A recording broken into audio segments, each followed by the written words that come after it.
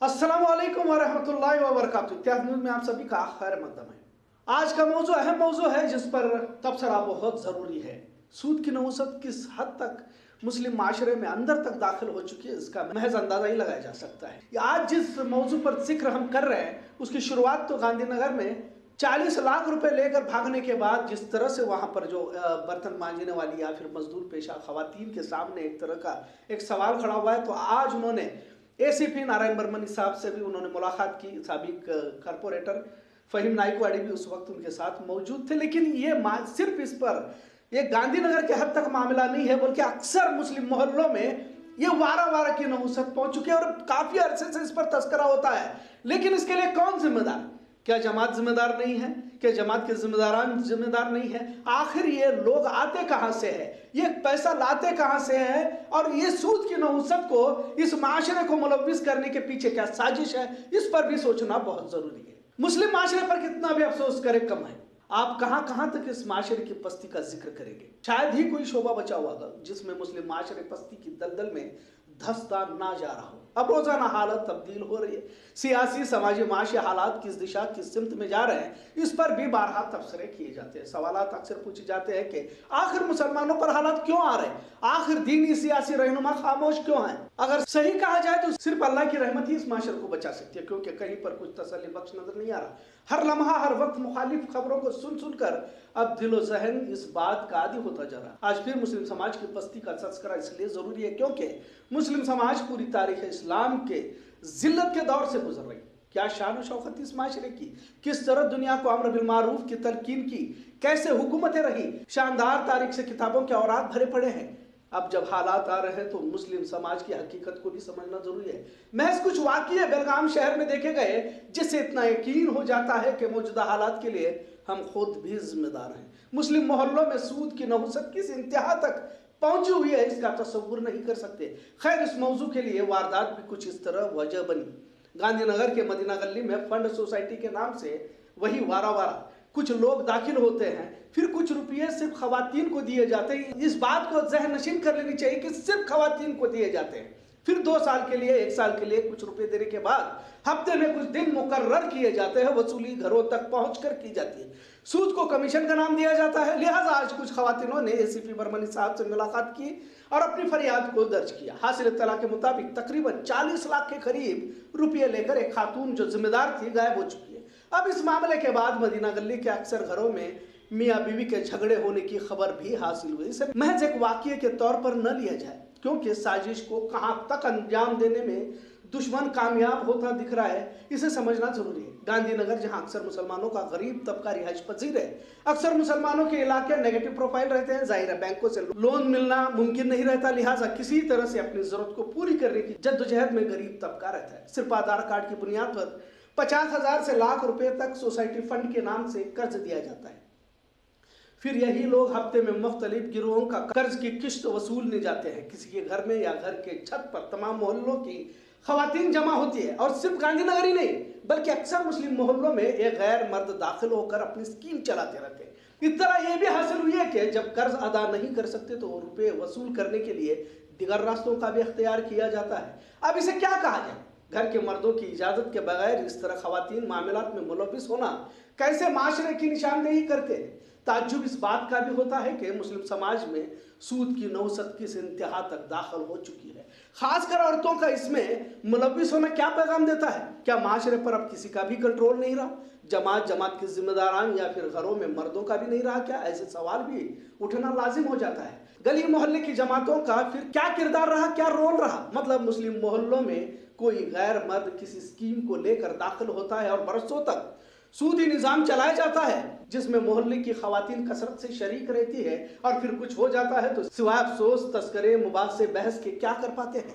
सूद के बारे में कितनी हिदायत दी गई है। सूद लेना देना गोया अल्लाह और उसके रसूल से जंग करने के बराबर कहा गया। लेकिन अक्सर मुस्लिम समाज इस नहुसत में मुलव्विस है। गैरों की साजिशों को कहीं तो भी हम सब इसी सूदी निजाम के जरिए मदद करते हुए पाए जा रहे हैं।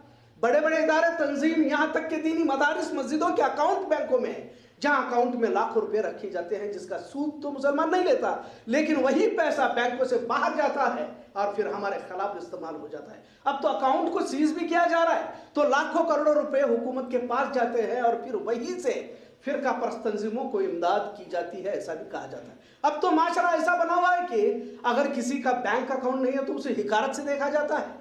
क्यों ना मदारिस तंजीम इदारों के पैसों को माशरे की फलाह बहबूदी के लिए खर्च किया जाए, क्यों ना स्कूल कॉलेजेस या दीगर फलाही कामों में इन रुपयों को लगा दिया जाए। बैंकों में रखने से जाहिर है किसी और को फायदा और इससे भी आगे बढ़कर समाज के खिलाफ इस्तेमाल किया जाता है। अगर मौजूदा हुकूमतों का जायजा लिया जाए तो सूदी निज़ाम की बुनियाद पर ही ये फूलते फलते हैं। अब मुसलमानों में भी सूद को गलत ना बोलने का रुझान ज़्यादा हो गया है। इत्तला तो ये भी हासिल है कि मौलानाओं को पहले से ही बताया जाता है कि सूद पर जुमे का खुतबा ना दिया जाए, क्योंकि जिम्मेदारान ही इसमें मुलविस होने की बात कही जाती है। खैर, अब असल बात यह है कि अगर पूरा माशरा तबाही की कगार पर खड़ा है और इसे एहसास ही नहीं तो क्या कर सकते हैं? और किस बात पर हम रो रहे हैं कि जुल्म हम पर हो रहा है? आखिर हमने कौन सी कसर छोड़ी है जो आसमान से फरिश्ते रहमत नाजिल करे? आजमनगर में 15 साल की मुस्लिम लड़की के साथ ज्यादती करने की हिम्मत गैर दूध वाला तभी कर सकता है जब माशरे का एहसास मर चुका होता है। ये समाज खुद मर चुका है, ये खोखला है, नबी की मोहब्बत का महज ढोंग है और रस्मी तौर पर लाखों रुपए खर्च करके मोहब्बत का इजहार करता है। डीजे के बगैर इसकी ईद, शादी, ब्याह, इजलास नहीं होते। फिर कहने को हमने बदर, हुनैन, करबला देखे हैं कि बयानबाजी करते हैं। हमें कोई हक नहीं है कि उन असलाफ का पाकीज़ा नाम अपनी ज़बानों से लेने का। बेलगाम शहर में अक्सर मुस्लिम नौजवानों की ज़बानों पर सिवाय गाली गलौज के कुछ नहीं रहता। अखलाक की पस्ती की इंतहा को हमने पार कर दिया है। हालात आते हैं तो बिल्कुल बिल्ली की तरह छिप कर बैठ जाता है, पर आपस में अगर कुछ इख्तलाफ होते हैं तो शेर बनकर बाहर निकलता है। खैर, जिस तरह सूदी निज़ाम गली मोहल्ले के दरवाजों को दस्तक देकर अंदर दाखिल हो चुका है तो बहुत मुश्किल है कि इस समाज का बचना। चिट्ठी, बीसी या फिर सोसाइटी के रुपए लेकर भागना भी कोई नई बात नहीं है, लेकिन सूद की नौसत में जाने अनजाने में हर फर्द, हर खातून, हर मर्द मुलविस हो रहा है। तो क्या दीनी सियासी रहनुमाओं की जिम्मेदारी नहीं? क्या अवाम उल्मा को और उल्मा अवाम को ही जिम्मेदार ठहराते रहेंगे? फिर इस माशरे की इस्लाह कैसे होगी, जिस पर संजीदगी से सोचना होगा, वरना इस माशरे की तबाही आंखों से देखने का वक्त ना आ जाए। बस यही दुआ करते हैं। इत्तेहाद न्यूज़ देखने के लिए शुक्रिया। अल्लाह हाफ़िज़। पहले चीटी करके गया सबके बारे में सब बताए कि एक लेडीज से कंप्लेंट देके तो गाय पकड़ के लाने के लिए कोशिश करेंगे।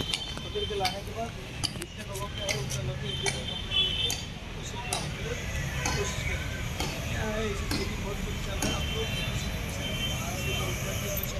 पैसा देते हैं, लोग को चार होता है, ऐसा बहुत कुछ हो रहा है। ऐसा और जब पेपर पर पढ़ते जेब में देखते हैं फिर भी ऐसी चीज़ बहुत हो रहा है। थोड़ा नहीं और पड़ोसी लोगों को हमारे खास लोगों को करते तो कहीं भी नहीं सकते, कहीं वाला होता है उनके अंदर। हमें न्यूगंज में मदीना के लिए साई और शहनाज नाम की एक औरत हमारे गली में रहती थी 15 साल से, और सब जने का ग्रुप बना को 5-5 जने को ऐसा पैसे देती कार्ड को लेती थी। वो हमने 2000 देती, 3000 देती घर को। और अचानक उन्हें 10 साल से हम कार्ड को देते थे उसे, अचानक भरोसे पर हमें दिए। हमें मालूम नहीं था, ऐसे को 5 लोगों का पैसे कार्ड को ली कर को 5-5 लोगों का 5-5 लोगों का बटा को कार्ड को ली नहीं। और अब 8 दिन में भाग को गई। अच्छा। और सरा हमने घर में आको बैठ को टॉर्चर कर रहे। मतलब जो फाइनेंस वाले हैं? हाँ, फाइनेंस वाले कंप्लेंट करते हैं तुम्हारे नाम को और तुम्हें पैसे भरना चाहिए, ऐसा वैसा करको डेली आपको हमने सता रहे। अब ये कुल कितने लाख का है मामला? ये 40 लाख है। 40 लाख है। तो आपसे पैसे लेकर आपको कमीशन देकर बाकी के पैसे उनके अकाउंट में जाते थे? कमीशन मतलब उतना 2000 एक बार बैठ के सिग्नेचर लिए, दूसरी बार उन्हें 3-4-5 ऐसा करके लोना निकाली है वो। मतलब हम ना बोलने वाले तुमना लोन बड़ा होना रहा तो आको तुमने थम लगाओ। उसके बाद मैं बात करके तुमने बड़ा लोन दिला देता हूँ और छोटा लोन अभी 8 दिन में आता। सिर्फ यही बोल को थम लगा को लियो नहीं।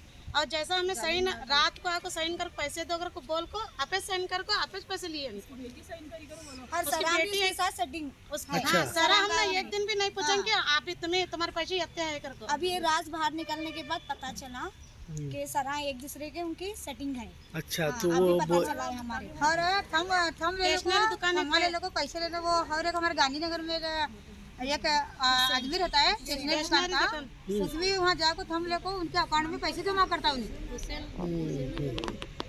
अच्छा, जो भाग कर गई वो औरत का नाम क्या है? रियाज हवालदार। अच्छा, अब वो नहीं है मकान? अभी नहीं है वो, 8 दिन से ढूंढने लगे में से, वो क्या मिलने लगी, कहाँ गई ऐसा हमने मालूम और नहीं। उनकी बेटी है, उनकी बेटी जो नैन रायबिन बोल के उसकी बेटी है, हमारे साइन देख के बराबर दूसरे दिन वही साइन करी, जाली साइन करी है।